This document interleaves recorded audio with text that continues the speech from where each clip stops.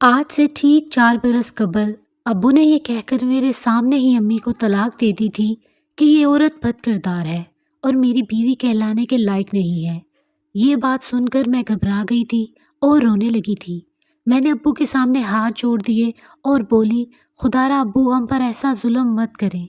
इस भरी दुनिया में आपके अलावा हमारा कोई है ही नहीं। अब्बू ने मेरी ये बात सुनकर हंस दिया था और बोले, मैं मानता हूँ तुम्हारा सच, मेरे सामने कोई नहीं है, मगर ये बात तुम्हारी माँ पर लागू नहीं होती।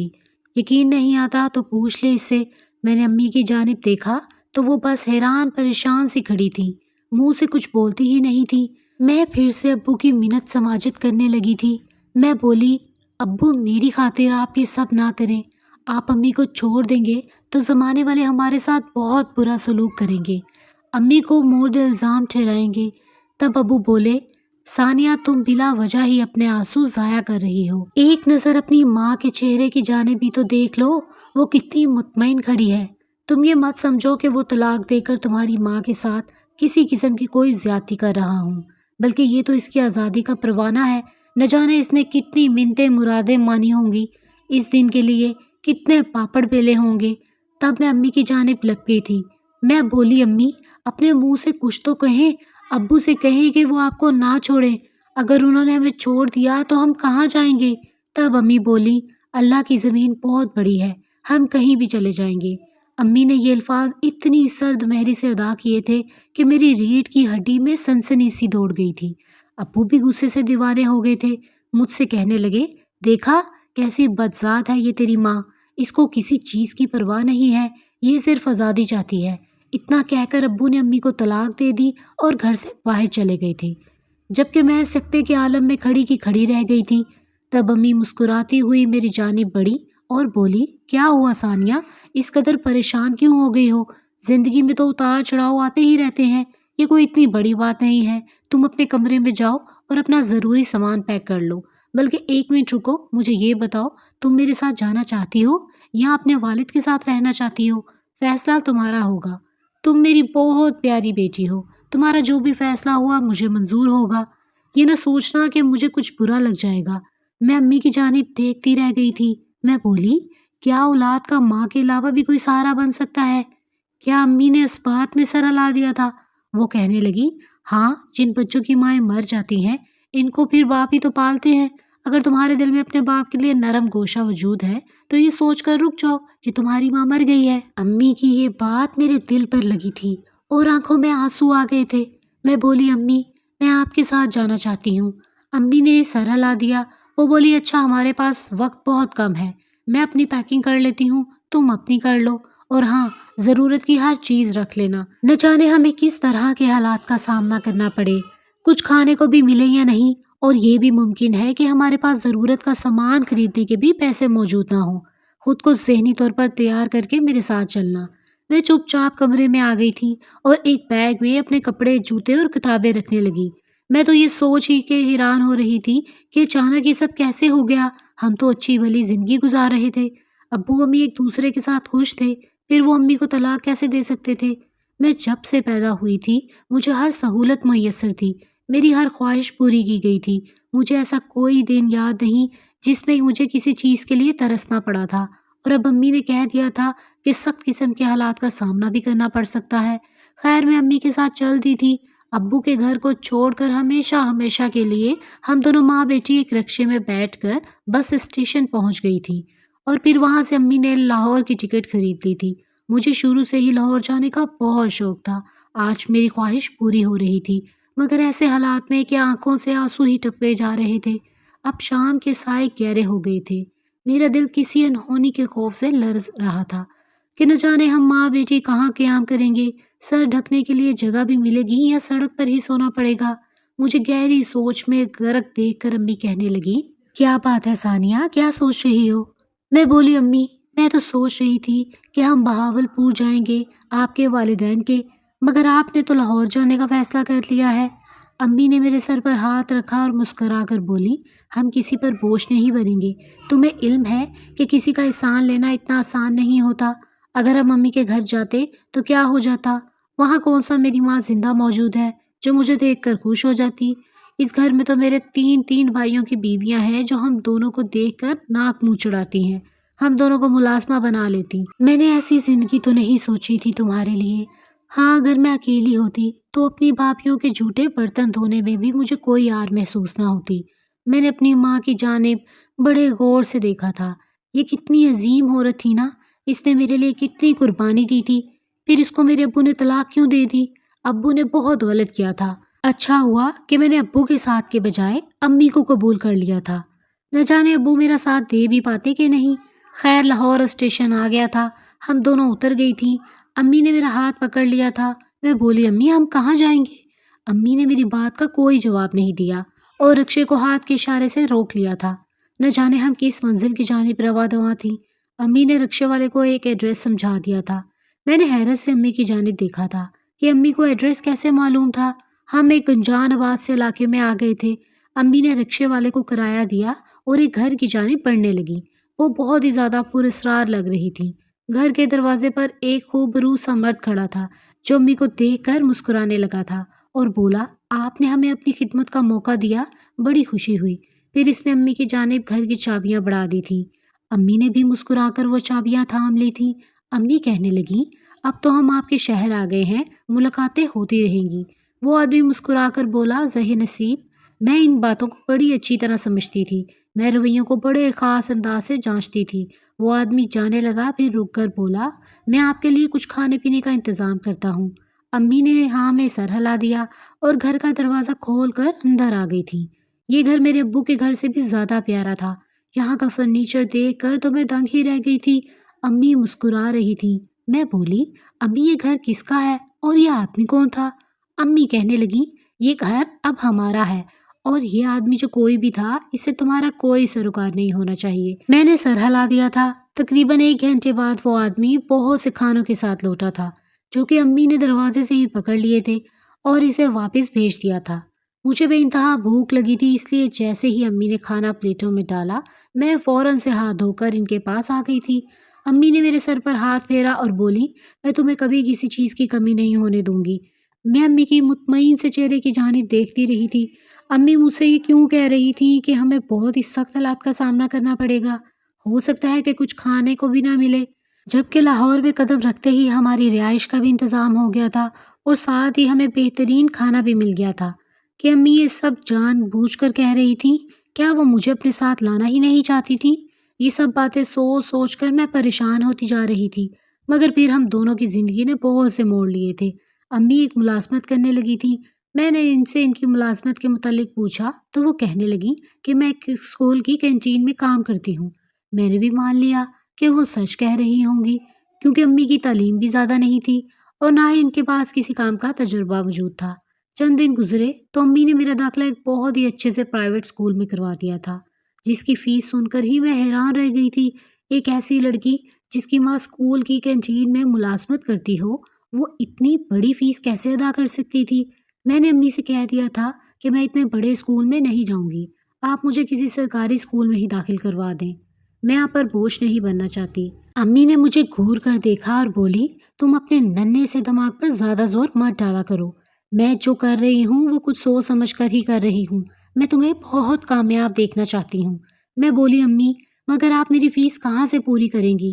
امی کہنے لگیں، یہ تو میری سردردی ہے، تم کیوں سوچ سوچ کر ہلکان ہو رہی ہو؟ میں چپ کر گئی تھی۔ میں بہترین اسکول میں پڑھنے لگی تھی۔ ہم دونوں ماں بیٹی کا لائف سٹائل بالکل بدل کر رہ گیا تھا۔ امی کے رنگ ڈھنگ بھی پہچانے نہیں جاتے تھے۔ وہ کھلا پیسہ خرچ کیا کرتی تھی، خود بھی بہترین لباس پہنتی اور میرے لیے بھی بہت اچھے اچھے کپڑے لیتی تھیں۔ ایک دن امی کام پر گئی مگر انہیں واپسی میں بڑی دیر ہو گئی تھی۔ عموماً ایسا ہوتا کہ میری اسکول سے واپسی سے پہلے ہی امی گھر واپس آ جایا کرتی تھیں، مگر آج گھر کا دروازہ بند تھا۔ یہ تو شکر تھا کہ میرے پاس گھر کی اضافی چابیاں موجود تھیں۔ بھوک سے میرا برا حال ہو گیا تھا۔ فریج میں چیزیں بھی پڑی تھیں مگر کچھ کھانے کو دل ہی نہیں چاہا تھا۔ میں امی کی فکر میں گھلتی چلی جا رہی تھی۔ میں امی کی واپسی کے لیے رو رو کر دعائیں کر رہی تھی۔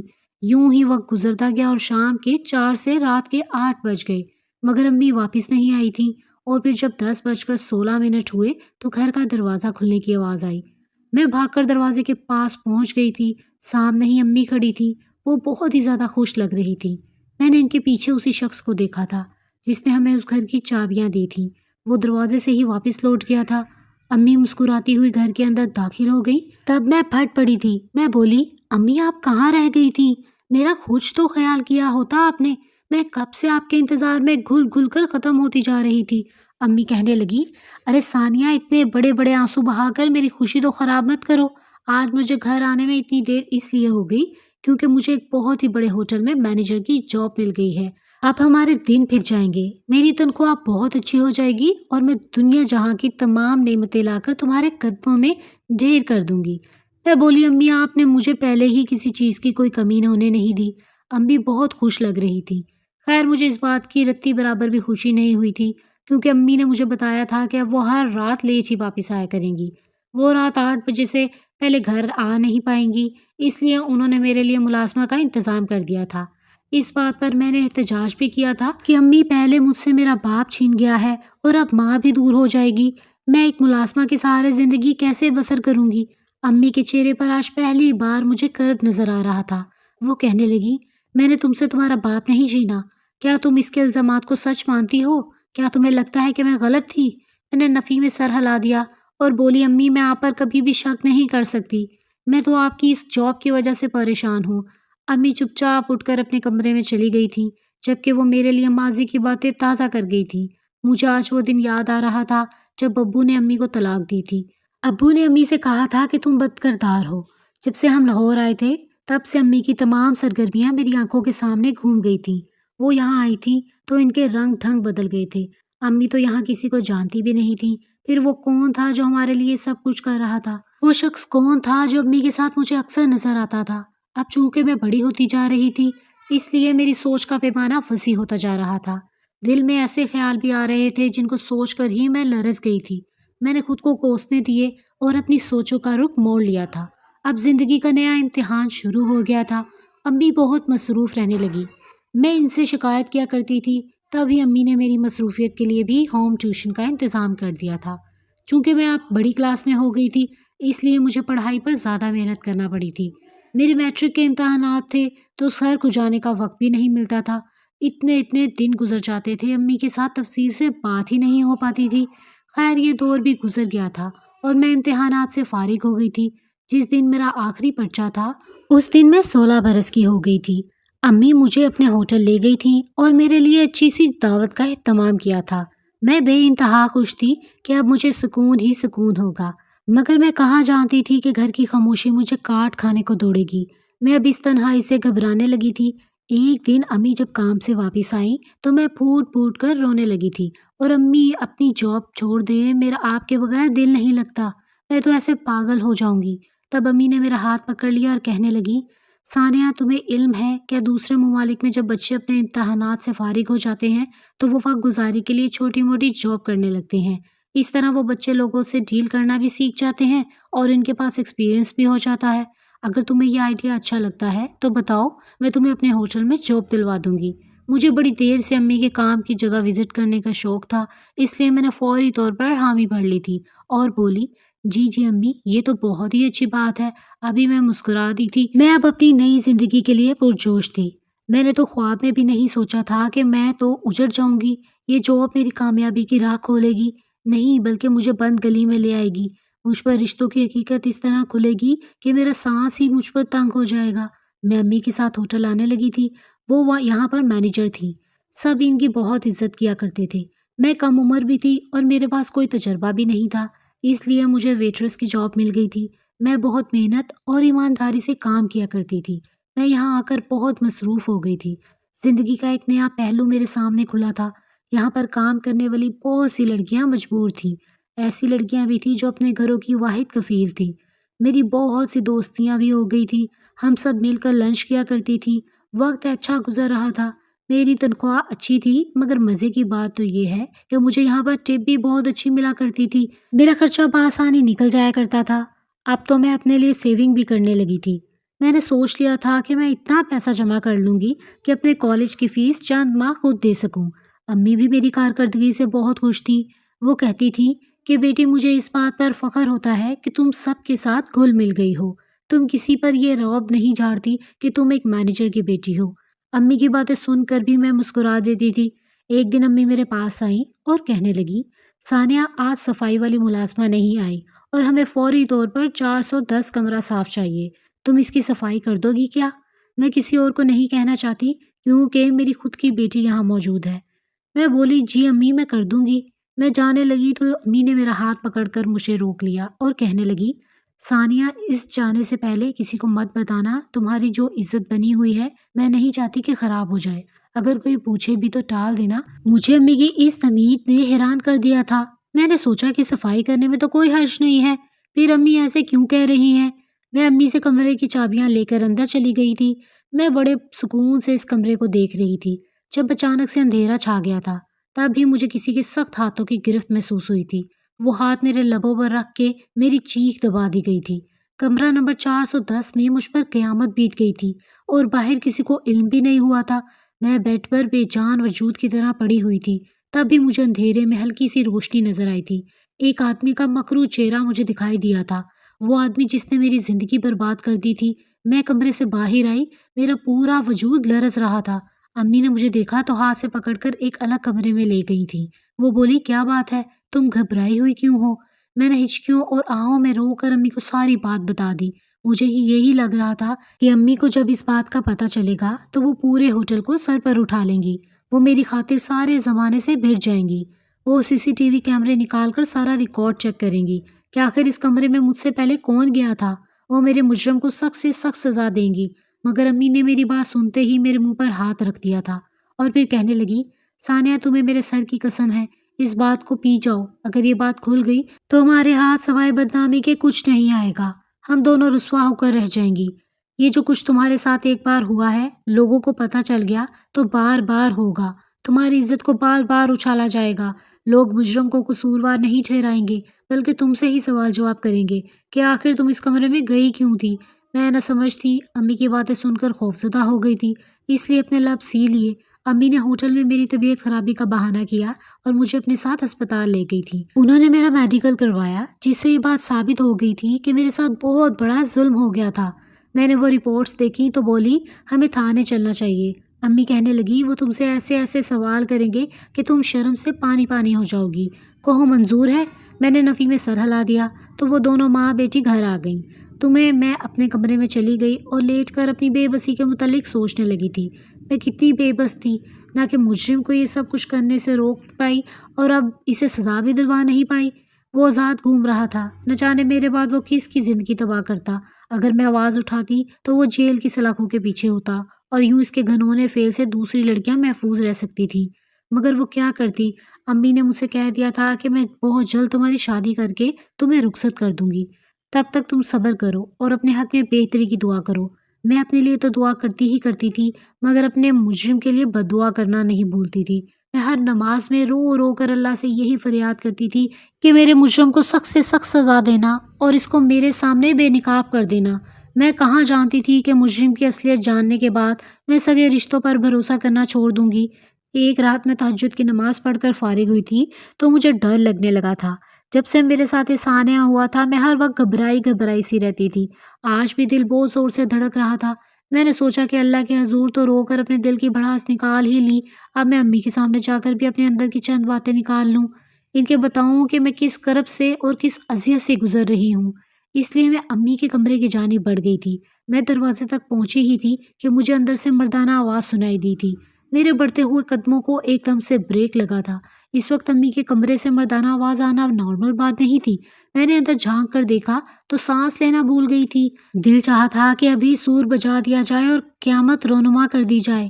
کمرے میں کوئی اور نہیں، وہی مرد موجود تھا جس نے میری ذات کی دھجیاں اڑا دی تھیں، اور ساتھ وہ آدمی تھا جس نے پہلے دن اس گھر کی چابیاں امی کے ہاتھ میں رکھ دی تھیں، اور پھر اس کے بعد وہ بہت سے موقعوں پر مجھے امی کے ارد گرد نظر آیا تھا۔ میں نے ایک جھٹکے سے امی کے کمرے کا دروازہ کھولا اور اندر داخل ہو گئی تھی۔ جب ان تینوں کی نظریں مجھ پر پڑی تو وہ گھبرا گئے تھے۔ میں اپنے مجرم کے روبرو جا کر کھڑی ہو گئی تھی۔ میں نے اس کو گریباں سے پکڑ لیا تھا اور پھر اس کے منہ پر تھپڑوں کی برسات کر دی تھی۔ میں چیخ کر بولی، تم نے میرے ساتھ یہ سب کیوں کیا؟ میں نے تمہارا کیا بگاڑا تھا؟ وہ شخص میرے مجرم کو ہاتھ سے پکڑ کر باہر لے گیا تھا۔ جبکہ اب کمرے میں اور امی ہی رہ گئی تھی۔ امی مجھ سے نظریں چرا رہی تھیں۔ میں بولی، امی یہ آدمی یہاں کیا کر رہے تھے؟ رات کے 2 بج رہے ہیں اور پھر میرا یہ مجرم یہ اتنے آرام سے آپ کے روبرو کیوں کھڑا تھا؟ آپ نے اس کا حشر نشر کیوں نہیں کیا؟ امی کی آنکھوں میں آنسو آ گئے تھے، جبکہ مجھے آج اپنی امی کے چہرے سے، اس کے آنسو سے اور اس کے وجود سے بے تحاشا نفرت ہو رہی تھی۔ امی کہنے لگی، ثانیہ میری شادی بہت کم عمری میں ہو گئی تھی۔ میں تب وقت 15 برس کی تھی جب مجھے تمہارے ابو کی دلہن بنا کر رخصت کر دیا گیا تھا۔ میں اپنے والدین کا گھر چھوڑ دینے پر ناراض تو تھی، مگر کیا کر سکتی تھی؟ جیسا والدین نے کیا میں نے ویسے ہی کیا۔ میرے والدین بہت امیر تھے، مگر انہوں نے مجھے کوئی لمبا چوڑا جہیز نہیں دیا تھا۔ اس بات کا دکھ تھا تمہارے ابو کو۔ وہ ایک دن مجھ سے کہنے لگے، میں نے تم سے شادی جہیز کی خاطر کی تھی، اس شکل کی خاطر نہیں جو میرے متھے مار دی گئی ہے۔ تم اپنے والدین کے گھر جاؤ اور گاڑی کا مطالبہ کر کے لاؤ۔ میں نے کاشف کو منع کیا کہ یہ سب مناسب نہیں ہے، مگر اس نے مجھے طلاق کی دھمکی دے دی تھی۔ میں مجبوراً ابو کے پاس بھی اور انہیں ساری بات بتا دی۔ ابو کہنے لگے، بیٹی مجھے معاف کر دینا، مجھ سے بہت بڑی غلطی ہو گئی جو تمہارے لیے ایسے شخص کو چن لیا۔ میں چپ ہی رہی تو ابو بولے، اگر میں نے تمہارے شوہر کی بات آج مان لی تو وہ تمہیں بکارن بنا دے گا اور عمر بھر تم سے چیزیں منگواتا رہے گا۔ میں اور تمہاری ماں تو اس کے مطالبات پورے کرتے رہیں گے، مگر ہمارے انتقال کے بعد کیا ہوگا؟ تمہارے بھائی یہ سب کر لیں گے؟ ہرگز نہیں۔ تب تمہاری زندگی تمہارا شوہر جہنم بنا دے گا اور تم آج اس کو جا کر انکار کر دو۔ میں نے ایسا ہی کیا، مگر بات سچ میں طلاق تک جا پہنچی تو ابو نے اس کے مطالبات مان لیے۔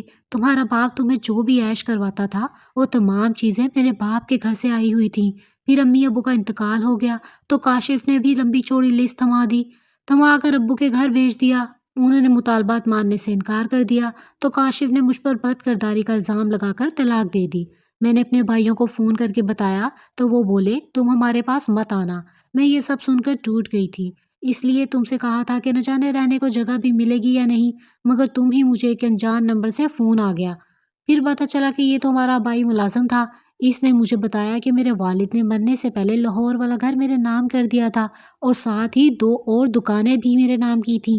میں نے والد کے ملازم سے مکان کی چابیاں لے لی تھیں، دکان کا کرایہ بھی مجھے وہی لا کر دیتا تھا۔ میں نے مانا کہ کینٹین کی جاب سے زیادہ منافع نہیں ہوتا، مجھے جو دکان کا کرایہ آتا تھا اس سے میں نے تمہیں اسکول میں اچھی تعلیم دلوائی تھی۔ تمہارے ساتھ جب یہ ثانیہ ہوا تو میں چونک گئی تھی اور تمہیں اسی لیے خاموش رہنے کا کہا کیونکہ وہاں کی چابیاں تو میرے پاس موجود تھیں۔ پھر تم سے پہلے وہاں پر کون جا سکتا تھا؟ میں نے خفیہ طور پر تحقیقات کی تھی اور اپنے والد یا ملازم کو، ضمیر کو بھی یہ کام سونپ دیا تھا۔ آج وہ تمہارے مجرم کو میرے سامنے لے آیا تھا۔ یہ آدمی تمہارے سگے باپ کاشف کا بھیجا ہوا تھا اور مکمل پلاننگ کے تحت اس کی رسائی اس کمرے تک ہوئی تھی۔ کاشف کو علم ہو گیا تھا کہ میں اس کے بغیر بہت اچھی زندگی گزار رہی ہوں اور ترقی کے منازل طے کر رہی ہوں۔ اس سے یہ سب برداشت نہیں ہوا، وہ مجھے بے سکون کرنا چاہتا تھا، اس لیے اس نے اپنی ہی بیٹی کی عزت خراب کروا دی، فقط اس لیے کہ مجھے نیچا دکھا سکے۔ میں امی کی بات سن کر ڈہ گئی تھی۔ امی نے مجھے بتایا کہ میرے مجرم کو انہوں نے پولیس کے حوالے کر دیا ہے۔ اگلی صبح میں تھانے گئی تھی تاکہ امی کی باتوں کی تصدیق کر سکوں۔ امی کا ایک ایک حرف سچ تھا، وہ شخص میرے باپ کا ہی بھیجا ہوا تھا۔ مجھے تو یقین نہیں آتا تھا کہ کوئی انسان اس حد تک بھی گر سکتا ہے۔ میرے مجرم کو قانون نے سزا دی اور باپ کو رب نے۔ وہ فالج زدہ ہو کر بستر پر پڑا ہے اور اس کا پرسان حال کوئی نہیں ہے۔ میرے مجرموں کو تو سزا مل گئی ہے، مگر میں جو بے سکون اور پریشان ہوں، اس کا ازالہ کون کرے گا؟ مجھے اب کسی شخص پر بھی اعتبار نہیں رہا۔ جب میرا سگا باپ میرا محافظ ہی غدار نکلا تو پھر کسی اور پر بھروسہ کیسے ممکن ہے؟